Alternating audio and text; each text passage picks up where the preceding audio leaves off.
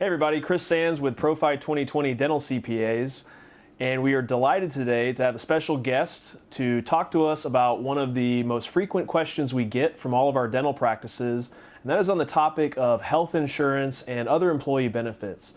As you may know, we strongly recommend using ADP for payroll services, and they also host a whole list of additional benefits.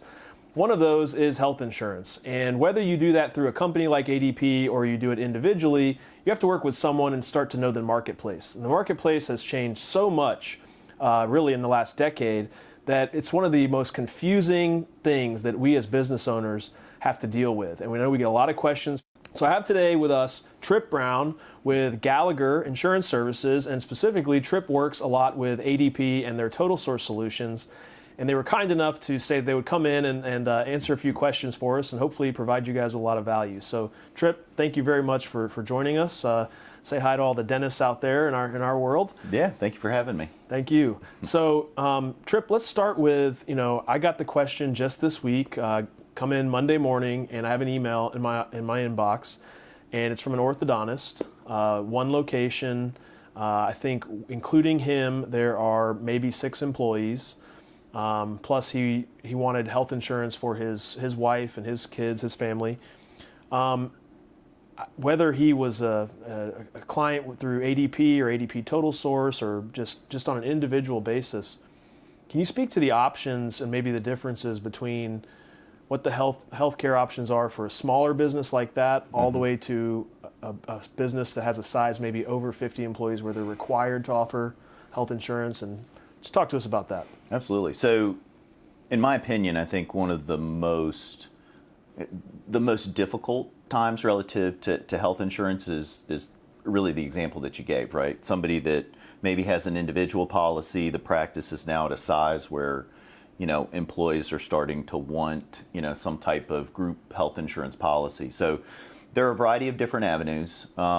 Typically, smaller practices, what we'll see is there's a new, what they call a qualified HRA, where the practice owner, the doctor, can actually fund a portion of the premium, but it allows the flexibility for the employees to go out and purchase individual products. Really? Really. So that's kind of a good starting point, right, when you're a little smaller. Once a practice gets to a certain size, because a lot of it too with dental practices is participation. I've kind of touched on this. Most carriers will require about 50% participation just as a baseline of full-time eligible employees. And that's to be allowed to even offer that coverage. Correct. So that's something that I think that if you're a single location practice and you do have less than, let's say, a total of 10 employees, it's a conversation you have to have amongst your team to decide, if we're going to be able to offer this, we have to know that at least half the people here would participate. And Tripp, in most of dentistry, the vast majority of the teams are female, and this is something that even the majority of doctors now, this is kind of flipped upside down. It used to be male dominant, now it's a lot of female doctors, and we have found that when asking the team, are you participating? A lot of them are on their spouse's insurance. Yeah. So when that happens, because let's just go ahead and say that they poll their team and determine we're not going to get 50% participation. I guess at that point they don't have to offer a company-sponsored plan. Let's maybe back up for a second and talk about what is their options just on an individual basis for the owner. So individual basis, right? So there's really 2 different areas. So in Georgia you have healthcare.gov, right? It's a federally run exchange of individual health insurance policies. Really the only reason that a person would go through healthcare.gov is if they qualify for a subsidy based on income. Okay. If not, there are a variety. I mean, you can go direct to the carrier. So let's go ahead and assume most of them will not qualify for a subsidy. So they'll go on healthcare.gov. There will be a series of questions that they'll ask. They can enroll at there's a small window towards the end of the year. I think it starts mid-November-ish for them to be able to enroll in a policy outside of having what's called a qualified event, where they change in marital status, change in employment status, at that point they could move into one of those plans as well. The toughest part with when you start looking at health insurance, especially as a new practice, is really just trying to sift through all the data. Like, I mean, to your point earlier, there are so many moving parts. Carrier, right? Network, plan differences, what drugs are covered, what aren't. And so really the role of a broker, like my role, is to help companies to compile, like to go out to quote various businesses, right? All the different insurance companies that could potentially be a fit, and then educate those practice leaders on what's the best fit for their organization, right? And so, again, helping them to understand what carriers are a fit and not a fit, right? What are the differences, between those carriers? What is an amenable price point from a contribution perspective? It may be reviewing benchmark data, right? What are other practices in the area doing from a contribution perspective, right? Because again, it's about earning top talent and retaining that talent too. And that is one of the main reasons we're even talking about this, is that in dentistry, there are the privately held practices, and then there are DSOs, which can be very large and are scaled and have the ability to offer a whole menu of employee benefits. And I think it's becoming more and more of an expectation, especially with the majority of doctors coming out as well, being female, to secure insurance through the workplace. And that has not been the traditional model in dentistry. It's been mostly small privately held businesses that never offered health insurance. Right. So let's just go ahead and say that they did qualify from a standpoint of 50% or more participation. Let's say that it's a dental practice with a total of 10 people. How does that change their options in terms of the differences between looking for individually, me as the owner, maybe my family, versus now, okay, I have the participation, company-sponsored plan. What's the marketplace like? How does that work? So again, you'll have a set carriers, right, that are available within the state to fit within, that's what we define as small group. So a small group is defined as any employer that has less than 50 full-time employees. The underwriting process is very simplistic. It's literally just a census of each of the employees, so name, date of birth, zip code that they reside, sex, and then it will also include their dependent information. So the rating with community rating, so there's two different products that are really available to a small group client on a group platform, or commercial healthcare as we call it. One is community rating, and that was started in 2014 with the Affordable Care Act. So community rating is basically, there is no risk factor built into the rate. So if I have two groups that are twins and I separate them, they elect the same plan, they get the exact same rate. Even if this group has no claims at all and this group has $1 million in claims. So no risk factor built into it at all. It is purely age-based.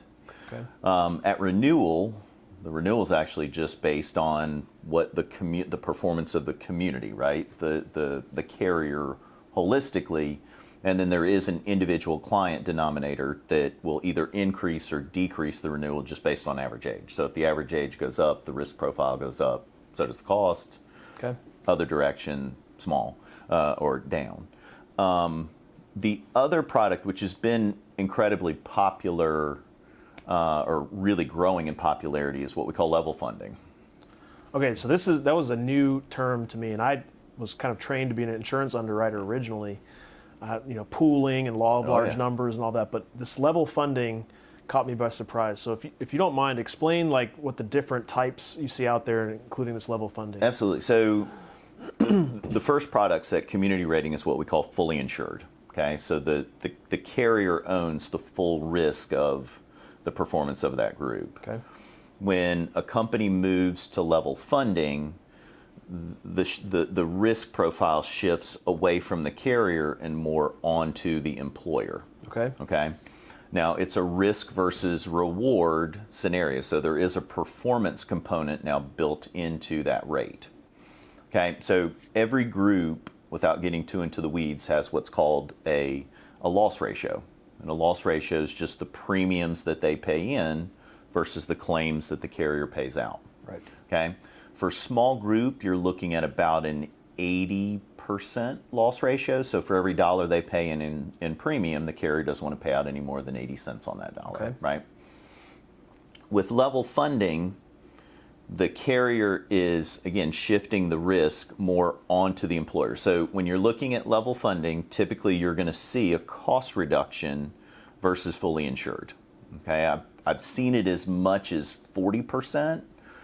Realistically, you're probably looking at about 10 to maybe 20%, just fully insured versus level funded. So to make that educated assessment as the business owner, I would think that you have to look at your census of people, age, guessing on how their health is, how much they go to the doctor, to decide and wager, can I take on some of this risk and lower my premium cost to me and the employees? What does that mean when they take on that risk? That's a great question. So basically, they get a much smaller portion of the premium that's actually allotted to their claims funding. So again, if the target is at 80%, most level funded products fund at about a 33 to, in small group, I don't really see much over about 40%. And so what does that mean once somebody hits that usage, I guess, of the premium? So, and that's where the risk versus reward comes in. So the carrier is collecting a much smaller portion allotted to that company's claims.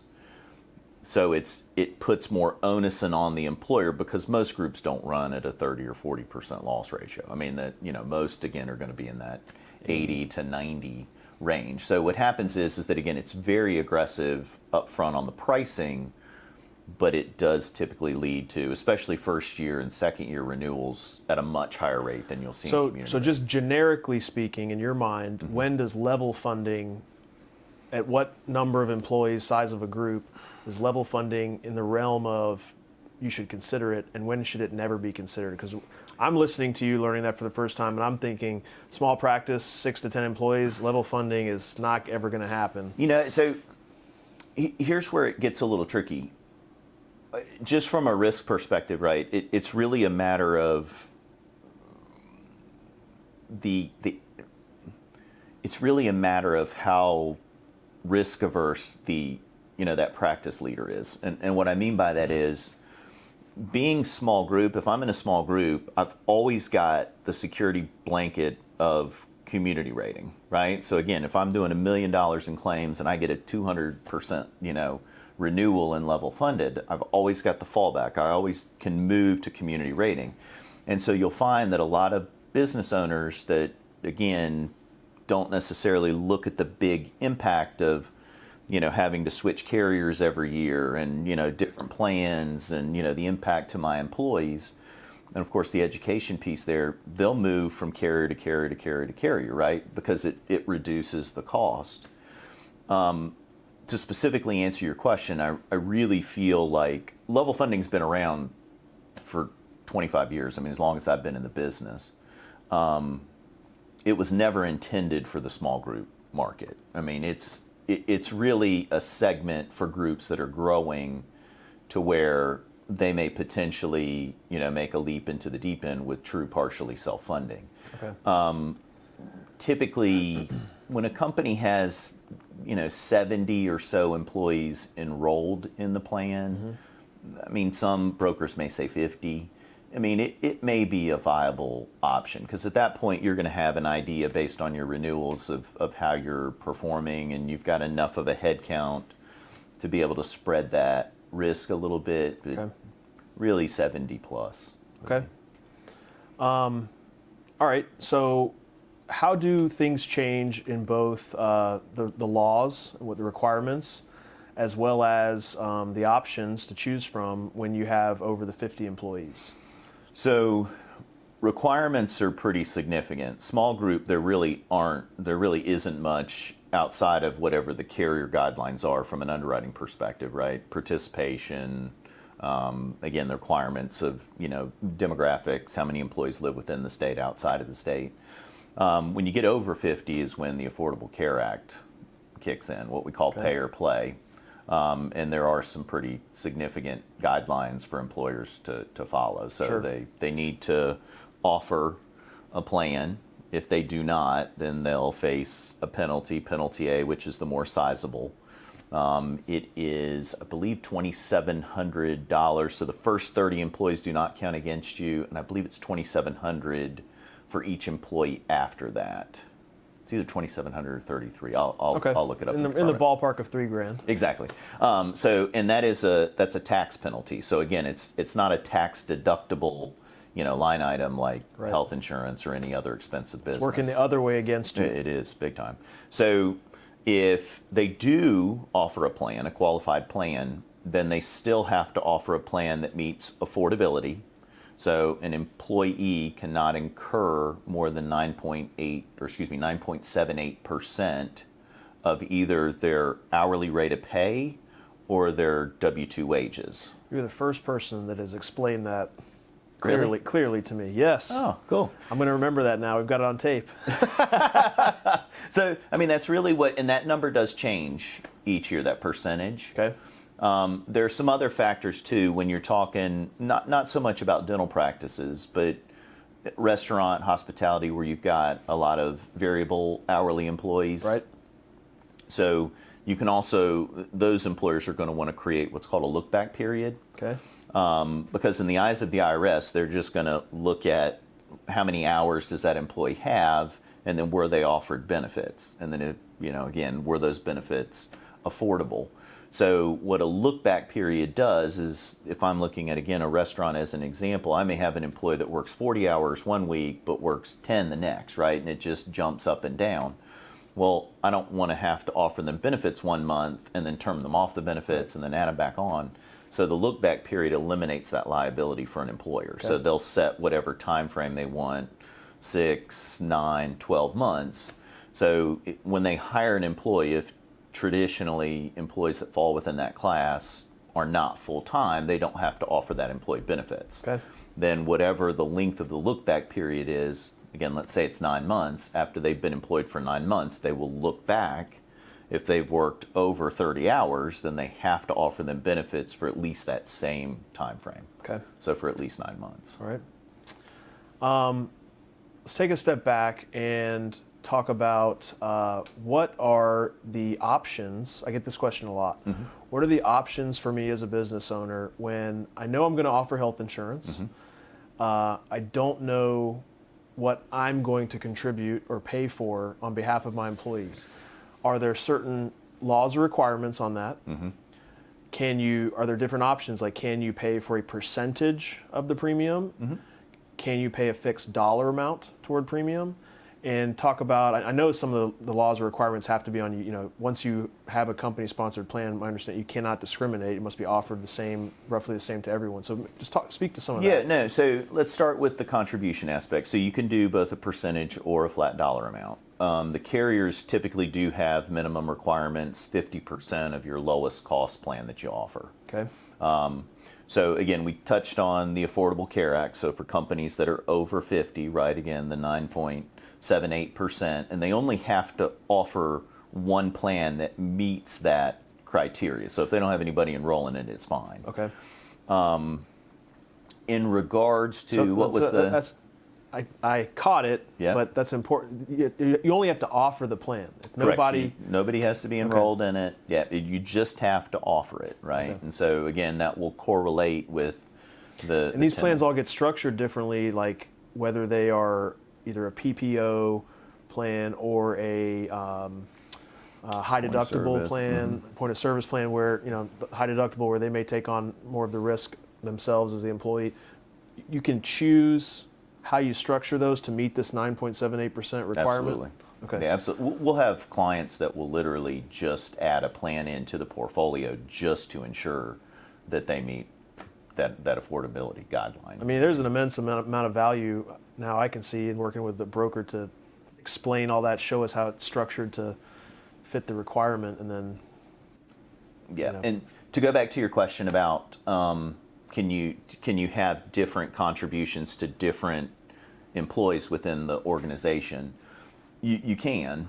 So you can set up a class, and a class is just clearly defined as, job title and job description. So if I have 2 employees that have the same job title and job description, I cannot have different contributions for Gotcha. them. Okay, so they would need to align. But all plans are regulated by the Section 125 discrimination rules. Okay.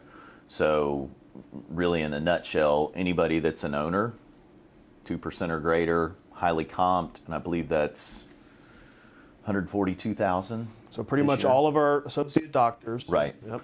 And then any spouse or child of an owner, they cannot receive a higher contribution than any other employee in the organization if they have any cost relative to the plan. So if they never tie into the Section 125, and just that the Section 125 allows any expense that the employee incurs, health insurance, dental, vision, and so on, they get it on a tax-free basis. It reduces their taxable wages. So as long as they don't tie into the 125, so as an example with most owners, right, the company will pay 100%. They're not tapping into the 125, so them receiving a higher contribution is fully legal within the 125. So, but you can have different classes and different contributions, and it's very common, even more common with the Affordable Care Act, because again, with affordability, I'll actually have clients that will, based on, use an example, a Harley Davidson dealership, right? And they've got salespeople, and then they've got new salespeople that they've hired. Well, it takes a new salesperson a year before they've really built up an income, right? So they'll actually give a higher contribution to a junior sales associate versus a tenured sales associate, right? Interesting. And the contribution to kind of, offset that affordability. Gosh. I mean, the guidance that you would give to any business owner, just that alone, like what I have now, makes even more sense. Okay, the next question, the other thing we get is, I've been told about this thing called a PEO. Okay, and so first, for all of our doctors, defining what is a PEO, why does it exist? And just so everyone knows here, in full disclosure, so we have had ADP as our payroll provider for since we started our company. We first tried to do our own independent health insurance offering. We saw an increase, I want to say it was like between a 30 to 40% increase in premium from year to year. And like the second year it happened, I opened my mind and I said, I want to be open to what the options are out there. And I know what a PEO is. I just have always thought it wasn't for me. And I learned what it was, and for a growing company and for the right size, I think it could be a great fit. So your opinion, first maybe educating, what is a PEO? Yeah. When does it typically make sense? How does it work? I think there's a lot of information out there too, and mostly this is salespeople, I think, that you're either selling for or against something. Right. And they will say, "Oh, PEOs are terrible. They're terrible to unwind, and you're somebody else owns your employees." If you can just explain how. Yeah, and I mean, there are a lot of misnomers, right? Misconceptions about PEOs. So a PEO is a professional employer organization. So in essence, a small business or large company, and to kind of, we have clients at ADP Total Source that are probably as small as 2 employees. Wow. Our largest is about 7,000. Okay. So where our sweet spot, is really, I would say 10 to 300-ish. When they get over 300, typically they'll look at a self-funded option, and at that point, they'll have the infrastructure, HR, to be able to, accommodate more of an internal move versus outsourcing. But the whole premise of a PEO is, as a small business owner, right, you want to focus on your core competencies, right? Increasing your customer base, increasing profitability. And so your employees move to one of the PEO's federal ID numbers. And by doing that, we become co-employers of that employee, of your employees. So this goes back to the pooling and the law of It large does. numbers and having a large pool of people. And I don't know what the number is for ADP. You might know, or you may or may not know, but it's like hundreds of thousands of employees under this umbrella of this ADP PEO, which at first, to be honest with you, I was very scared of and worried about. I'm like, what does that mean? Do I lose some sort of control or anything with my team? But really, the biggest thing for me has been the health insurance. Talk about what that means, like joining a huge pool. Yeah, so in terms of cost and yeah, premium. no, absolutely. So what it does is it allows us to become the administrative employer, right? You're still the operational employer. You hire, you fire. We're not going to change your culture. We're just going to ensure that you're fully compliant in regards to any, federal, state regulations. By, again, that co-employment model, it also allows your employees to tie into our workers' comp, right? Full HR consulting, payroll, and of course the benefit piece. Okay. So from a benefit perspective, about a third of our clients actually move to the PEO solely for the benefit piece. And you're exactly right. So today, I shouldn't say today, the last check, I think Total Source had about 615 or 18,000 worksite employees. Wow. Yeah. So we're the second largest private employer next to Walmart in the U.S. From a benefit perspective, we have 15 different carriers on a national level. So the biggest benefit for an employer with us is, again, it is a risk versus reward, but there's a huge amount of insulation that we can provide our client base just due to the sheer volume of ADP business. basically gets to go to these carriers and say, listen, we have 615,000 participants, possible participants, in group health insurance. By the law of large numbers, we know that's going to mean a lower loss ratio, right? We know we have a lot of people negotiate with us, give us a deal on premiums, right? Is that essentially to make it simple? Simplify it? I'll make it as simple as I possibly can. So, and it actually does the opposite. It actually gives us a higher target loss ratio. Okay. So what it does is if a group doesn't perform as well, right, it allows us to insulate them at a higher level based on the claims usage. So I'll give some examples. Basically, the relationship reduces the labor and administrative burden for our carrier partners, right? Okay. So if, let's just say that we have 20,000 clients with Total Source. I honestly don't know what that number is, but it's probably not too far off that. So in the open market, that would be 20,000 bills that various carriers have to generate, right? Wow. And then it's also 20,000 premiums that they have to collect. And unfortunately, everybody doesn't pay their bill on time, right? So with Total Source, the carrier is sent one bill or has to generate one bill. ADP guarantees that that bill is going to be paid, and then it's actually Total Source that disseminates the billing down on an individual client level. So a huge shift in, the administrative and I mean a little bit risk-wise too, again with the financial aspect. Wow. My brokerage takes a reduced commission just based on the volume of business that we get through the relationship. So I mean I'm obviously a little biased. I mean I've been a partner of theirs for 15 years and I've seen the impact that it can have, especially on small businesses. Okay. Again, just stabilizing healthcare costs as good as anybody can long term. So I appreciate you saying you have the bias too. Even with that bias, could you speak generically about are there any differences between PEOs? Like are there different ways that PEOs are run and offerings? What are some things to look out for?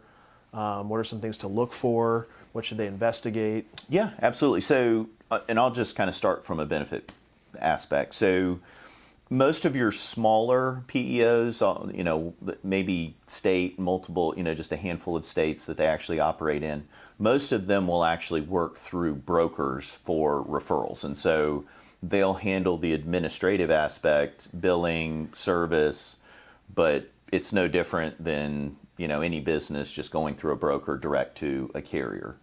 Okay. Next will be PEOs, kind of your larger regional or your national PEOs are going to have actual large group, policies, right? Direct with the carriers. Okay. So most PEOs will start with Aetna. Aetna's probably your largest carrier, I would say, in the PEO space. Very flexible. They're a great carrier partner. They're actually our largest carrier partner on a national level.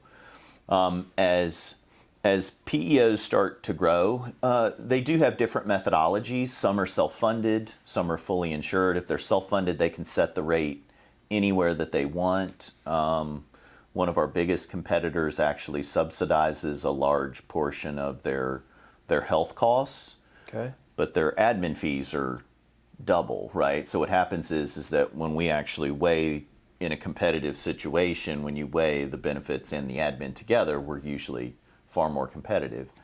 Most will just have one or two carriers. The strength of Total Source and kind of the biggest differentiator is we're very market specific. And the advantage of that is what works in Georgia may not work in New York and certainly wouldn't work out in California, right? So each market is different in carrier strengths, product set, and that's really important. I think it complicates things. We have several practices I can think of right now that have multiple locations across state lines. Mm-hmm. So they're in two different states, regulated differently with requirements. Is that helpful when if you have the whole organization under one PO and they're in multiple states, like administratively, to stay compliance? Compliance is a big deal. I think we harp on it a lot just on the payroll piece because payroll compliance and liability follows you for life even after you sell the business. But if you have any intention to ever take your business to market for sale and it's going to be to a DSO, I can tell you right now that one of the big things that DSOs look at is compliance. Mm-hmm. And I can tell you from firsthand witnessing I get to look under the hood of all these practices, the vast majority of you out there are not compliant on a lot of things. Oh. So I don't know, maybe we don't want to go too far into all of those risks and all that, but I think certainly for the practices that have, I can think of one right now, one location in California, one location in Arizona. That gets complicated. Huh. And we as a company have employees. Let me ask you this question. Mm-hmm. How are things changing now with what I see as the workforce becoming more and more remote, working from home? And so the company is headquartered in one state. The employees are domiciled in a different state. That's a lot to manage. It's crazy because we had 3 appointments this past week, and they were, of course, the topic of, new hires, right? Trying to find talent and how much more difficult it's become. And then you add the caveat of, being virtual. And right. We had one that said that they had a job posting, and initially the posting was going to be virtual, right? But they weren't sure that it was going to be permanently virtual. And they said they got that they had several people go through the interview process, but early on they were like, if this isn't a permanent virtual process, we're not interested. And right. they had difficulty in filling the position. So any situation where you're talking multi-state, virtual, that's really the core. You couldn't find a more ideal fit for the PEO solution. I haven't had to worry about it one iota because we are actively trying to recruit more CPAs in different time zones to serve all of our clients. And, it hasn't even crossed my mind until just now. We have not had it as a single hurdle because we were already part of the Total Source PEO. For the business owner, having to expand, all the different state regulations, setting up, again, just to open shop, all the the ID, the tax implications, and so on. It's plug and play with a PEO. Because they're already set up in each of those states. You just enter that employee in as a new hire. Is there any difficulty on a business exit? So if a dental enterprise has 10 offices, let's just whether they're one state or multiple states, and they sell to a private equity firm or established DSO. is being in the PEO difficult for them to exit or unwind, and that the new buyer may be a part of their own PEO, or Right. they may have whatever options they have. Is there any difficulty with that? No, so I mean, I can't speak to all, but for Total Source, it's a 30-day written notice. We help with any of the transition over. Most of our turnover does happen through acquisition. I mean, I've got clients, former clients that started out with 20 employees and left with over 800. I mean, again, you touched on compliance, and if the goal is at some point to sell, there is not a better model, in my opinion. Because again, you can run really, really lean from an HR perspective. You've got all the infrastructure, communicating for your employees, best of class benefits, full compliance, right? And that allows you to focus on the core competencies of your business. Okay, awesome. Anything else you can think of that you would want the everyday dentist to know, whether they're one office or multiple offices? There is one that, and it surprises me that more employers aren't aware of this. In my world, the brokerage world, right? I mean, I'm with Gallagher, the probably top 4 largest brokerages in the world. If I'm competing against another broker, now this is outside of the PEO, the open market, and I've got 1,000 clients, right? And I compete against a broker that sells out of his garage. There is no difference in the pricing that we get. Okay. They get every broker in the market gets the exact same pricing in the health insurance arena. So, and I hear brokers. You find there's a lot of misinformation out there? All the time, right? I mean, it's, I've got, this great relationship with Blue and I'm going to be able to get you better rates. That's malarkey. There's no factuality to that at all. Now, if I provide more information when I'm in the large group sector, then yes, I may get a little bit of a different rate, but no. So I did want to outline that because, again, especially for somebody that's new, or that's potentially starting a health insurance, a group health insurance policy. There's a lot of confusion relative to the brokerage industry and who do I trust, who don't I trust. Okay. A lot of great people in the field, but again, there's no pricing differentiation at all. I would really kind of focus on service and knowledge more than anything else. Great to know. It sparked one more question for me. So, what do you see out there in the either non-PEO? What do you see happening to premiums in general? Do you see fluctuations in premiums year to year? Why? How is that happening? And I recall in the conversation of one of the things when we were considering a PEO was there was at least some sort of locked-in guarantee or a cap in the increase in premium year to year. I can't remember the exact number, and I'm sure it changes based on business policy. So speak to that a little bit. Like, what do you see on average, like in the privately held plans, like premiums going up, and then how can you cap that? Yeah. So let me outline one thing when we're talking about open market versus PEO, because a lot of people think that because we are so large, right, that it's like a Walmart and we can purchase cheaper, and there is some validity to that. But remember that a group that moves to Total Source, they're not getting any healthier, right? Their claims are their claims, their usage is their usage. Yep. Again, it's just the insulation, the higher loss ratio that kind of helps with that. And again, the fact that we can be very selective as to who we allow into our pool to protect and insulate, So to specifically answer your question relative, so the biggest factor of any increase is what we call trend. Because and it's not unusual at open enrollment. I'll get the question, Tripp, why do my rates go up each year? Why do we see health insurance, increase year after year? So trend is just, for lack of a better term, it's just medical inflation. What's the difference in the cost of care from one year to the next? And there are a variety of factors that drive that. I mean, new medical innovations, new prescription drugs, provider consolidation due to ACA has been a big one. Trend, traditionally, you're looking at, it varies by market, it varies by state, and it will change year to year, but you're looking at, maybe 3 to as much as 7%. Okay, so all things considered equal, right? Carrier is saying that they need a 3 to 7% increase. I mean, I've seen it up higher than the 7%. Okay. So in small group, and there's going to be a difference, right, in what we see in small group, community rated, again, fully insured, level funded, small group, and then when you get into large group.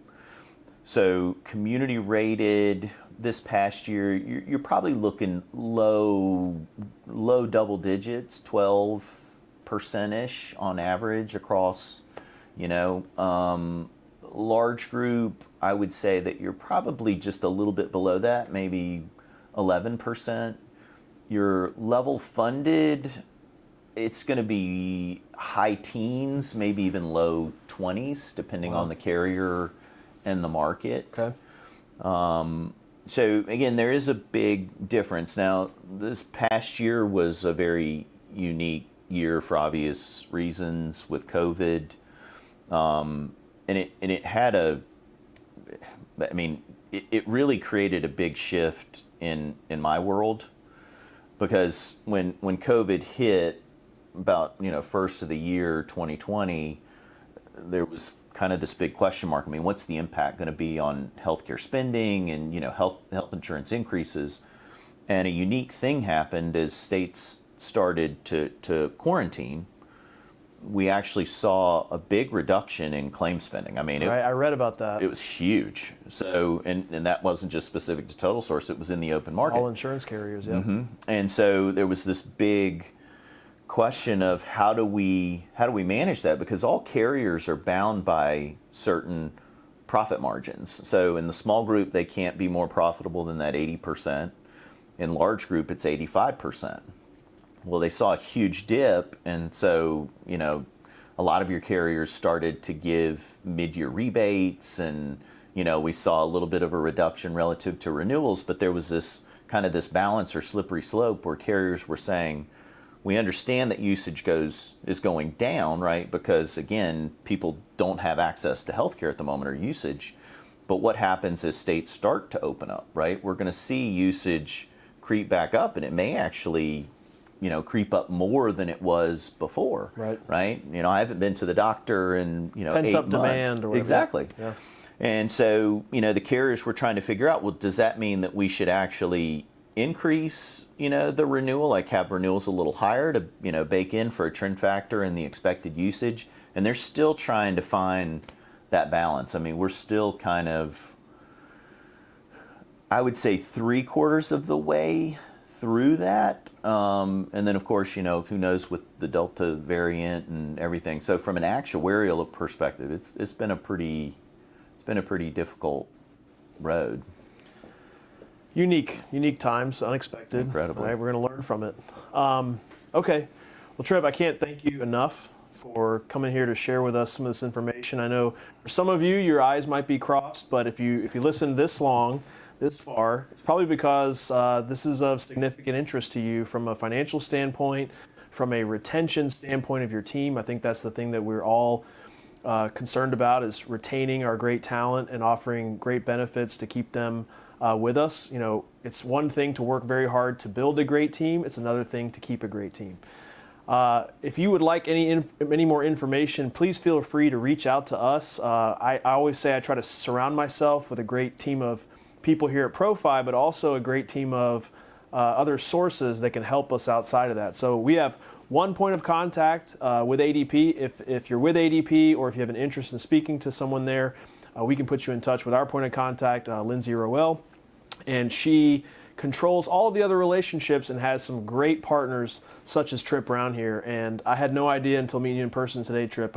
I feel so much more confident not only in what we have here, but for what we are going to be able to talk to our clients about and put in front of them. So thank you so much for joining us. And tune in next time for another session with Profi 2020 Dental CPAs and our Financial Floss podcast.